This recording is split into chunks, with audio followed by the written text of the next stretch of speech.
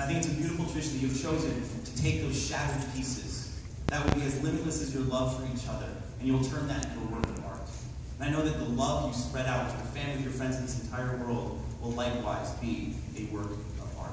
Now, before we actually break this glass, I need everyone in attendance, that once Ari smashes that glass, everyone will send a blessing their way. It might be a Yasher Koach, it might be a Mazal Tov, whatever blessing you want to send. We'll throw that their way right after Ari smashes that glass.